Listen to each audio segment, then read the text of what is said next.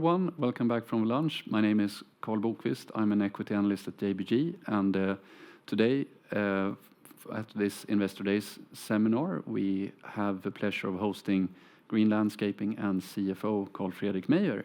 We will begin with a presentation, and then afterwards I will kick off with some Q&A. So without further ado, Carl Fredrik, thank you for being here, and please, the floor is yours. Thank you very much. Thank you for listening to me for a couple of minutes. My name is Carl Fredrik Meijer.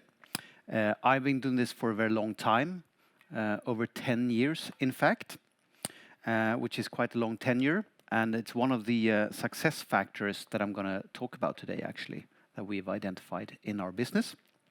We are 4 people in the management team, Johan, Jakob and Pierre, and we've been working together for 9 years soon. And I joined as a head of M&A back in 2013 and then been CFO for the company since 2015. What is Green Landscaping? Just a brief sort of in the numbers. We are at nearly 6 billion SEK in revenue. When I joined, we were at 700 million, so it's been a fantastic growth story.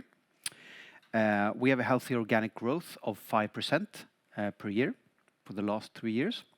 We've been growing at 35% in total, so we've done a lot of acquisitions, which I will come back to.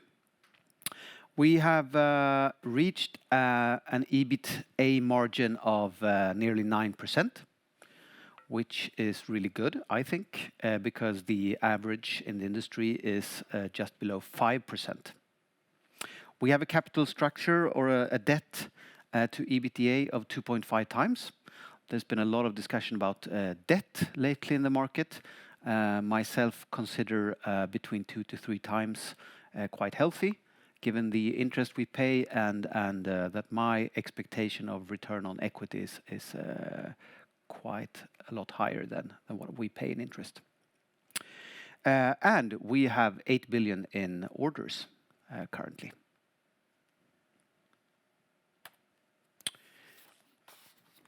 Green Landscaping is a home for entrepreneurs. We are the leading player in the Nordics. It says here that we are a consolidator in Europe. I'd like to think of us as more of a collector and a strong owner partner to the companies. The business model is based on heavy decentralization. And I'm going to talk more about what the advantages are of that. We have currently 50 companies in the group with their own brands, and we are present in 5 markets. What is our story?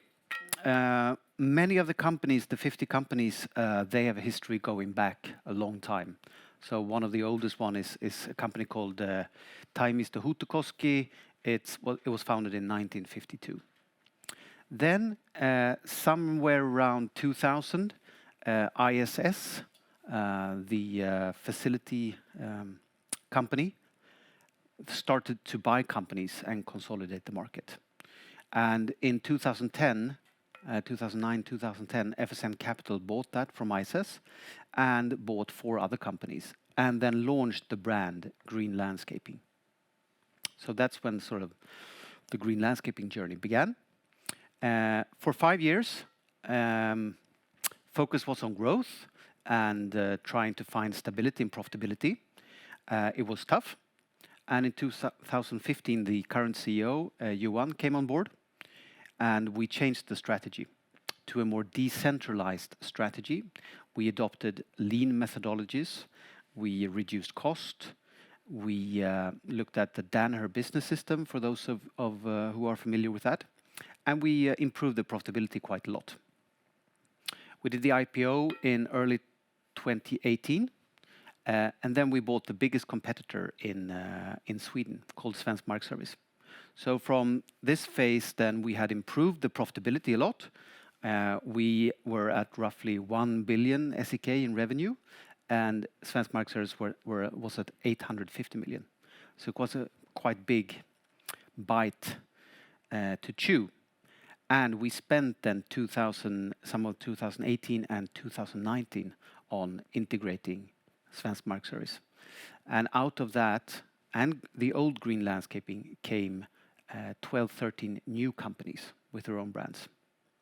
And the last one of them was launched actually in January 2022. So it took some time. So that was that phase. And in parallel, after 2019, in 2020, we started buying companies at a higher pace. And we bought roughly 30 companies from 2020 and expanded into 4 new markets with the decentralized model. So that's where we come from, our heritage, and gives you an idea of where we're going to. What do? We take care of parks and green areas for property owners. That's the middle box, 50% of our business. We take care of road and winter services, 15%. So that's roughly 2/3. Those 2 boxes have long contracts, 2, 3, 4, 5, up to 10 years. And then we have 1/3 of the business. Landscaping is where we do shorter projects. So this is a lot of smaller and mid-sized projects to enhance the sort of parks, and could be playgrounds, could be yards, could be parks, up to very small, a lot of housing associations, fixing the sort of the green area around the building and stuff like that. We have 60% of our sales to public sector, 40% to other businesses, nearly 0 to consumers, so all B2B. To us, it's very important to be number 1 on the money. So we want to have the contract with the buyer and not being a sub-supplier to another company. Because that gives us the power to be close to the customer, which is always good to have a satisfied customer, but it also gives us the possibility to have the power and use some subcontractors when needed.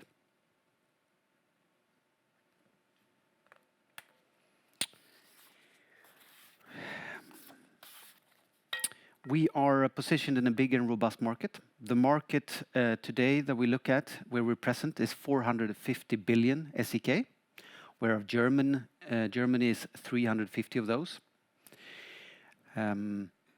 So it's a very large market. I mean, given our sales today is 6 billion, you understand that our market share is quite small, and it's a very, very fragmented market.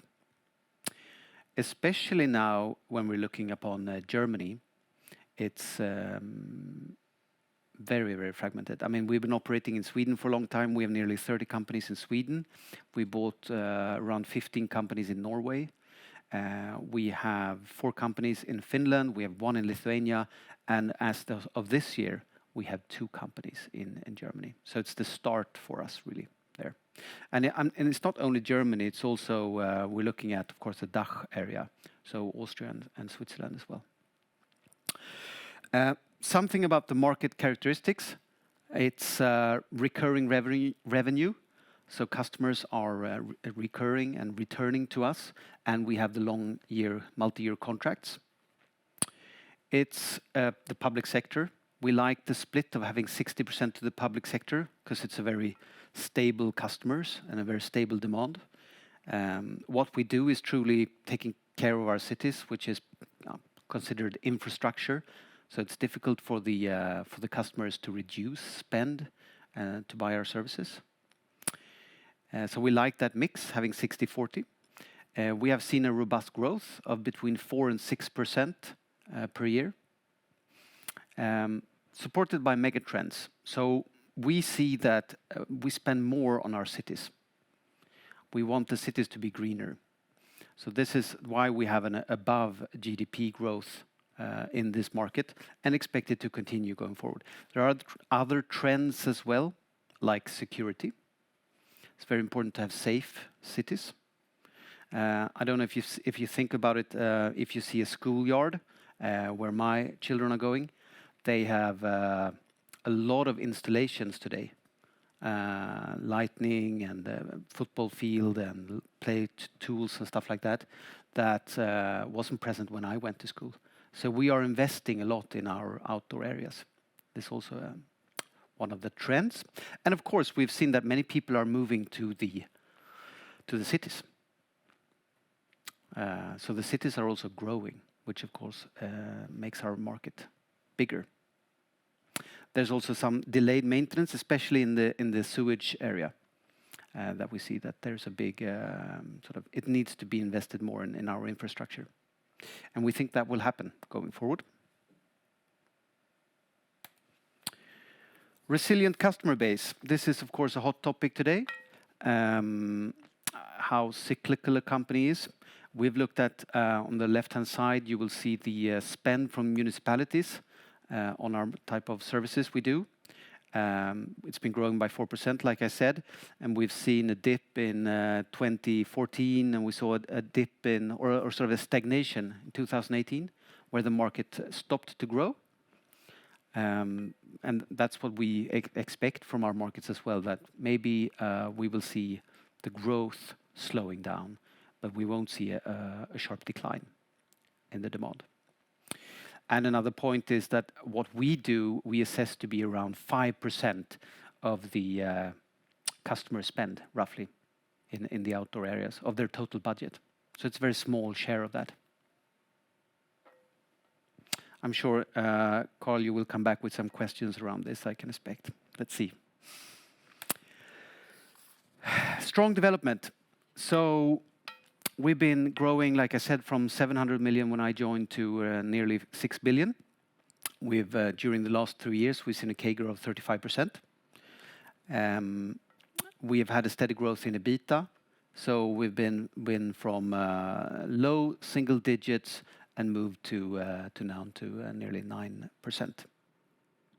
And you have to remember here that we had 2 billion of sales back in 2018, which were at low digit EBITDA numbers or margin.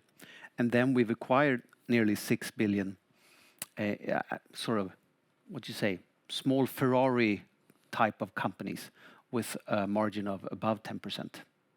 But I'm coming back to that because we have actually improved the legacy 18 companies quite a lot.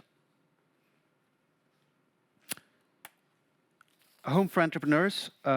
This is very important for us to try to be the best owner for this type of companies.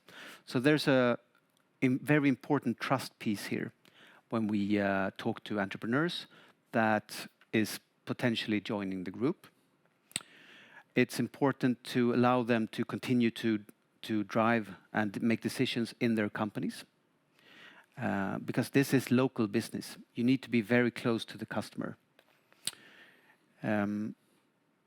We are all large owners in the group, which is also something part of our culture. And the entrepreneurs, when we acquire them, they become owners in the group. So we pay, on average, 80% cash and 20% with shares in the group. So we're all owners sitting in the same group. In fact, we own roughly 20% of the company, by the management and people working in the company. So that's the key thing for us in our sales pitch towards entrepreneurs when we talk to them. Why joining Green Landscaping?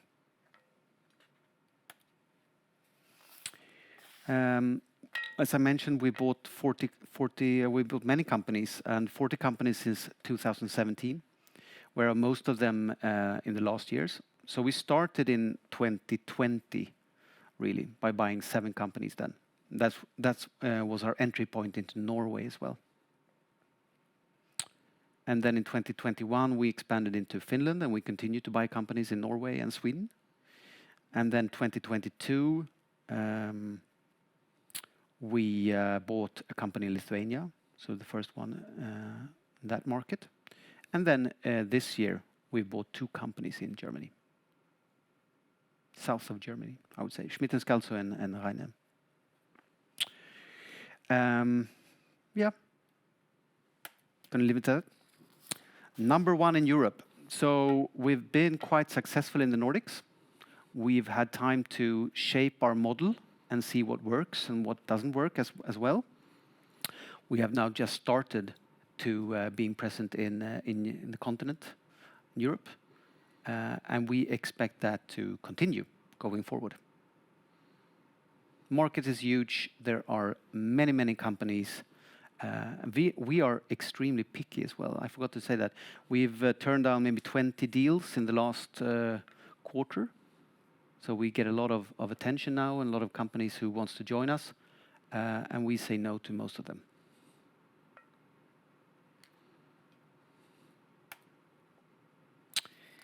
Talking about the M&A approach, what are we looking for? We are really looking for the best companies in class. We are looking for companies with profitability of 10% or higher. We've been looking at that they have a steady growth. It's extremely important for us that they are decent, that they have high ethics, that we share those values. We want to have a strong brand in their community. We call it cultural DD of the company.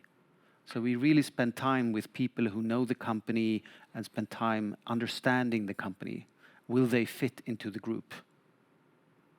Especially the top management, but that goes for all the employees. And of course, we have a very deep discussion about what will you do, what do you want to do in the future? And if we get the idea that, or the understanding that actually they want to sell the company and leave, we are not the right buyer for that company. So we are looking for companies that we can shake hands and have a long-lasting relationship going forward with them.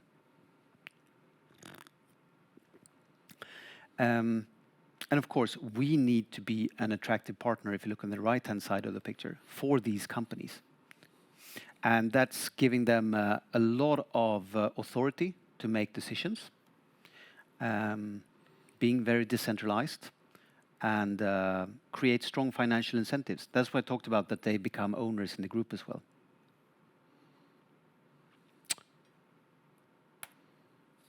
Adding value. How am I on time? Okay, 3 minutes. This I can talk about for a long time. We have a wide spread between the companies in our group. We have 22 companies with a margin above 10%. We have 18 companies between 5 and 10%, and we have 10 companies below 5%. So we are spending a lot of time. It was quite recently, and by recently I mean in 2020, that before that, the best company we'd had in the group were at 13%. So it wasn't until a few years ago that we started to acquiring companies with much higher margin. And now we're spending a lot of time understanding what makes those companies make that margin by talking to them, understanding the culture, the way they work, the process, how they're doing the steps, choosing from demand to bidding until payment or cash, order to cash process. And it's quite interesting. And we share those then with the other companies to try to evolve them. And we've actually seen, so this group I was talking about, the 2018 group, they moved from low single-digit EBITDA margin to 7% now. So it's definitely possible to improve these companies. So that's quite exciting, actually. In terms of cap table, I told you that we have we own 20% of the group roughly. We work in the company. We have 2 owners of flesh and blood, as you say, and then we have some institutional investors, and of course a lot of retail investors in the company. Loans, they are maturing now in end of 2026. So we have bank loans with 3 banks. We have, like I said, 2.5 times as a covenant, or not the covenant, but with 2.5 times in debt, which gives us a good headroom to the covenant with the bank, and that's the only covenant. We're paying somewhere around 6%, 5.5–6% in interest today on our loans. We have 4 financial targets. One is growth, 10% per year. both organic and acquisitions.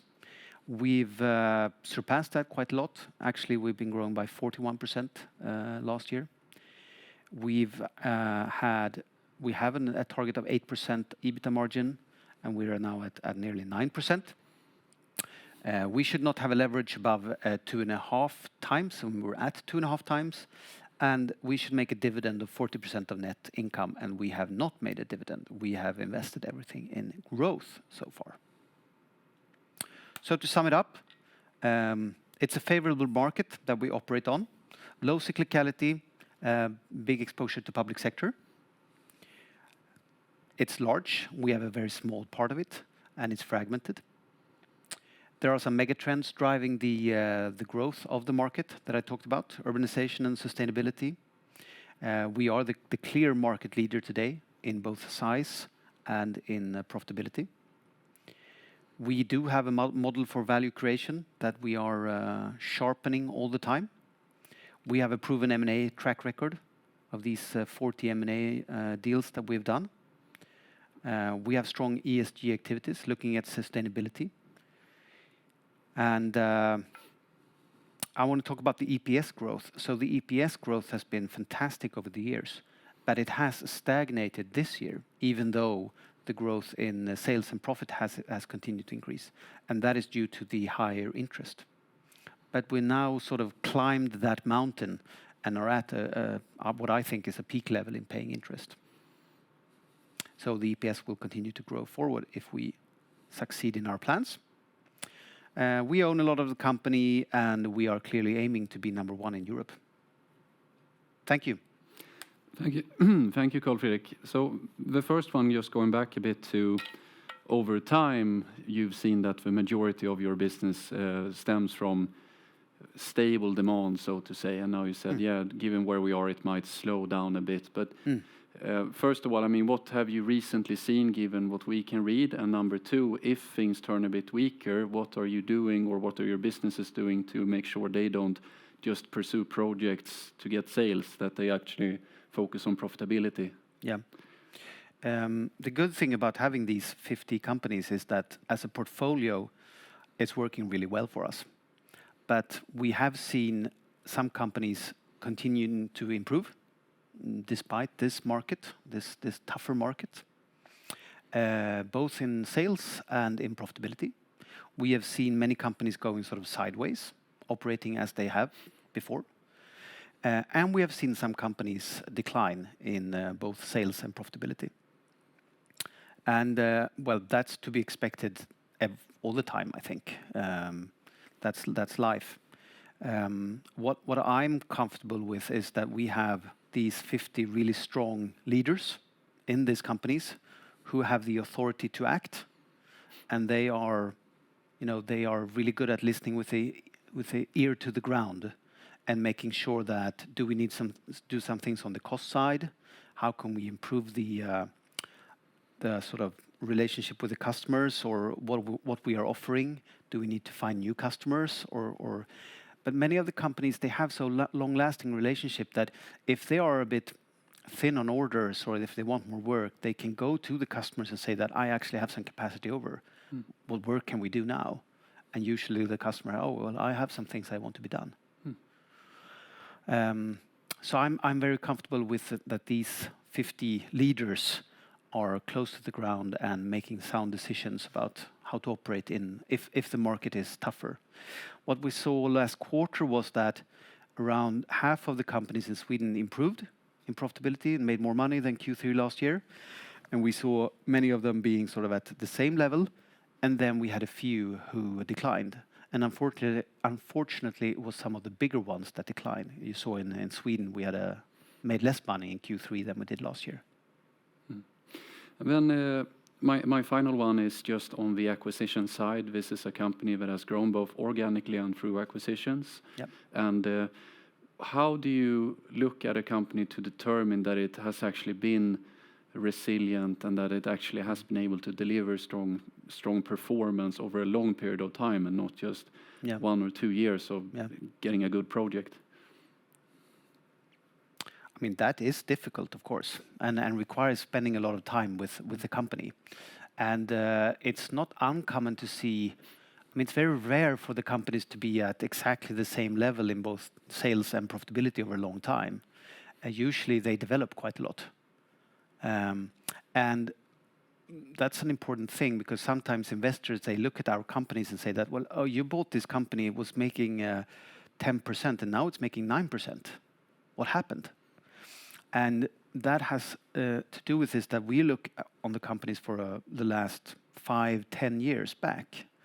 And if they are making this sort of had a hockey stick or made a lot of money just in the end, we will of course adjust the price and see what do we think is a sustainable profit level for this company, and adjust our price, what we pay for them, and sort of shake hands on, okay, so we think that you are making this money over time. Is that correct? Do you believe that as well? So we spend a lot of time analyzing the history. We spend a lot of time thinking about the future. What do we think is a sustainable profit level for this company? And then we shake hands and say that, okay, we like this level. Now let's try to develop the company together. And we like to invest in the companies once they come into the group. So sometimes we talk about a pattern. We see that the companies are doing really well. We acquire them and we get a little bit dip in the year after or two.